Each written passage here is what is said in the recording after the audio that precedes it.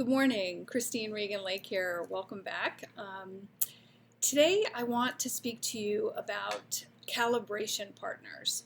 And I know probably many of you have never heard of that and you're thinking, what in God's name is she talking about? But I have to be honest with you, when I learned about the concept of calibration partners, it was like one of those spiritual 2x4s to the head. I totally got it. So here's the thing. If you know the quote from Nikola Tesla, it's if you want to know the world, you have to understand vibration and frequency. So, so imagine that the ideal life that you want in every category of your life resides at a certain frequency.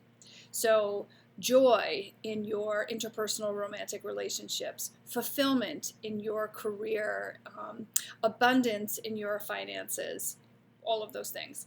Abundance in general, whether it's an abundance of love, an abundance of health, an abundance of money, an abundance of joy, they all reside at a certain frequency, literally a certain frequency. Those emotional states are at a certain frequency.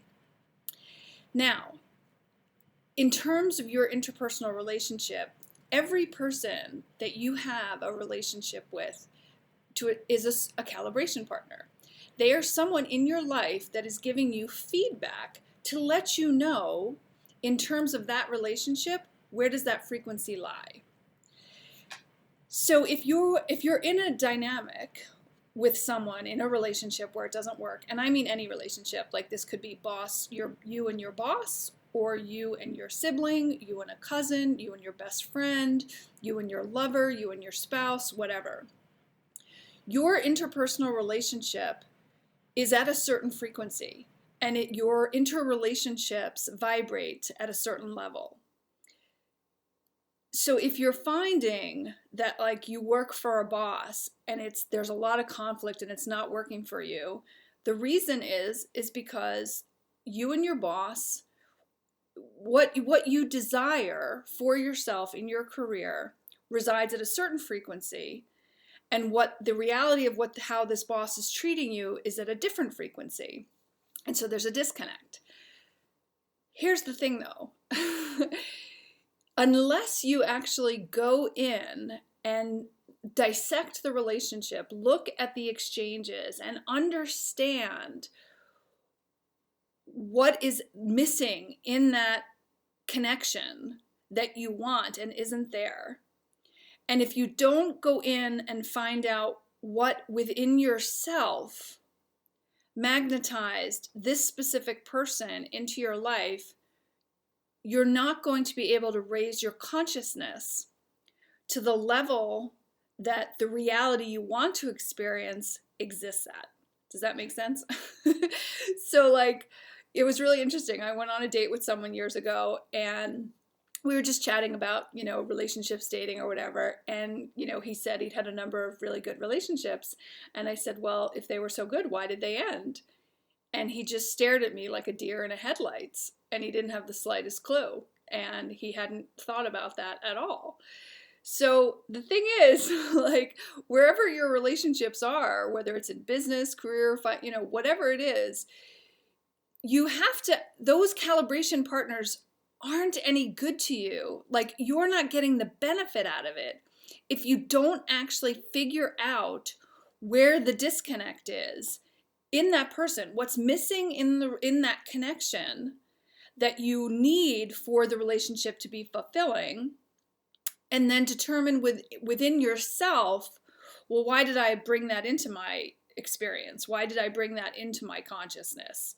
And then once you know that, right, so you figured out what the disconnect is, and then you've kind of gone within, and then you've figured out what is the belief system within you that attracted that narcissistic boss, that narcissistic best friend, that narcissistic lover, whatever.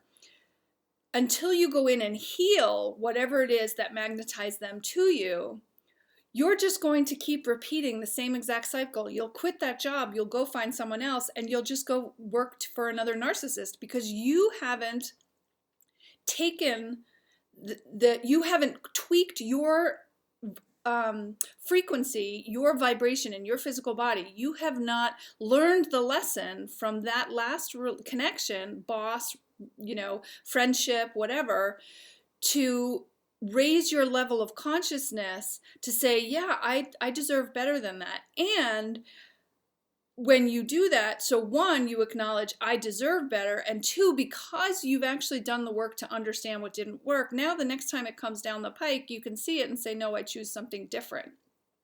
So calibration partners are really valuable, and they're valuable in every area of your life because they're really just giving you feedback as to what is okay, that the frequency is off. And so if I want to fix this connection, we have to figure out where the disconnect is. Each party needs to take responsibility for take ownership for their part in the disconnect in the interrelationship, because all relationships take two people to be a part of, and you both have to make the tweak to be able to raise the frequency of that connection, whether it's a boss, a business partner, friendship, whatever.